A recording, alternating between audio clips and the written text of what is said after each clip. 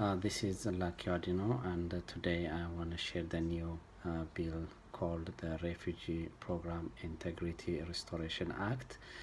And as we know, after the deadly attack in Paris, a new bill came out to mainly reform the refugee program by shortening fraud and strengthening the public safety and national security. The name of the bill was the Refugee Program Integrity Restoration Act, H.R. 4731, which was approved by the House Judiciary Committee on March 16, 2016, with a vote of 18 to 9. Some of the points the bill provides are state and local government the power to decide to veto resettlement in their localities, and the other one is placing refugee under continual surveillance after they have arrived. And there are 9 federally contracted resettlement agencies which can make my voice to be heard are the Church World Service, the Episcopal Migration Ministries, the Hebrew Immigrant Aid Society, the International Rescue Committee, the U.S. Committee for Refugee and Immigrant, and the United States Conference of Catholic Bishops. I'm uploading the new bill and want to share some of my views and wants the policy influencer from the 9 federal contracted agency to join me on my journey.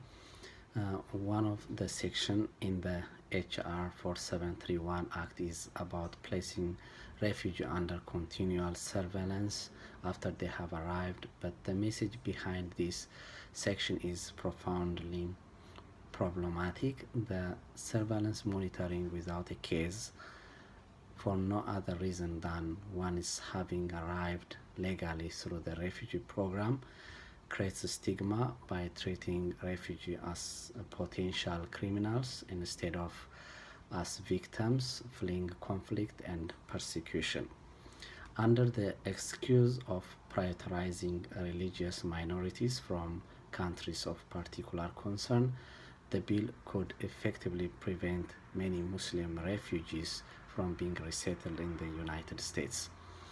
The new bill is putting all the refugees in one basket, and by doing that it takes away the social justice of the refugee, that everyone deserves equal economic, political, and social rights and opportunities.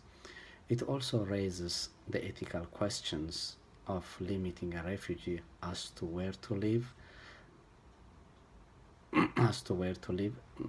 or as to where they can live. This is a violation of basic American beliefs, as most of us believe that everyone has a freedom of choice about where they wish to live.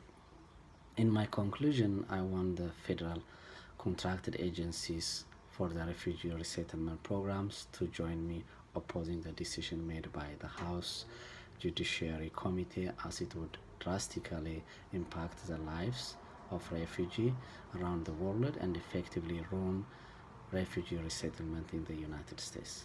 Thank you very much for listening to me. Hopefully you join me. Thank you.